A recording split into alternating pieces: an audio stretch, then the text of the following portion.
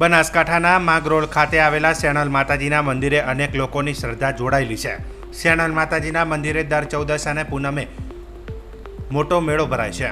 બનાસકાંઠા સહિત રાજસ્થાન તેમજ અન્ય રાજ્યોમાંથી ભાવિકો માતાજીના દર્શને આવી ધન્ય થાય છે। અનેક માઈ ભક્તો પોતાની માનતા પૂર્ણ કરવા મંદિરે આવે છે અને માતાજીના મંદિરે ભાવિકોની ભીડ અતૂટ શ્રદ્ધાનો પુરાવો છે। મોટી સંખ્યામાં દર્શન કરવા આવતા ભાવિકો માતાજીને તેમનો પ્રેમનો પ્રિય પ્રસાદ સુખડી ધરાવે છે। પ્રસાદ મંદિરમાં બેસીને જ ખાવો પડે છે, તે ઘરે લઈ જવાતો નથી તેવી માન્યતાઓ છે। પરિવાર સાથે બાળપણથી માતાજીના મંદિરે દર્શન કરવા આવતા ભાવિકો જેટલા વર્ષોથી મંદિરે આવે છે એટલી જ એમની શ્રદ્ધા આસ્થા અતૂટ છે।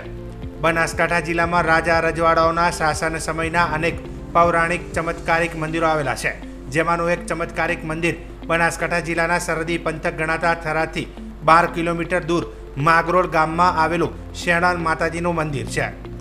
ભાદરવી 14 છે, શું કહેશો અને કેટલા લોકોએ દર્શન કર્યા?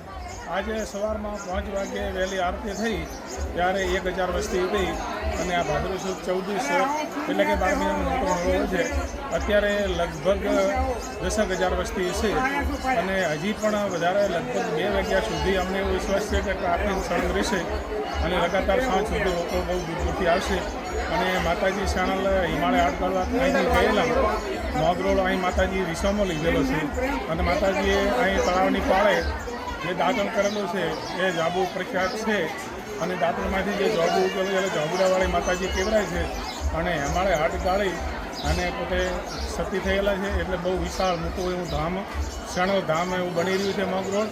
અને હું પણ મારું વતન છે અને સંત વાસુદેવ મારું નામ છે અને હું કબીર સંપ્રદાયનો સંત એટલે હું મને અહીંથી રમી અને અમે મોટા થયેલા છે અને મોટું ધામ માતાજીનો બહુ બહુ દૂર દૂરથી યાત્રાળુ આવે છે, શ્રદ્ધા એમની પૂરી થાય છે। માતાજીનો એવો કોઈ પરચો ખરો જે ભક્તોએ તો આપને કીધું હોય કે આ રીતના અમારે કોઈ બાધા લેવાથી? એવા તો અમે અમારી નજરે કેટલાય અસંખ્ય પરચાઓ દેખ્યા છે કે એને અસંખ્ય પારણાઓ બંધાયેલા છે અને કેટલાય જે ડૉક્ટરો રિઝલ્ટ નથી આવેલો, દુઃખ નથી મટ્યા, એવા માતાજી દરેક લોકોના એવા દુઃખ દર્દ મટાડે છે એવી અમને પૂરી ખ્યાલ છે।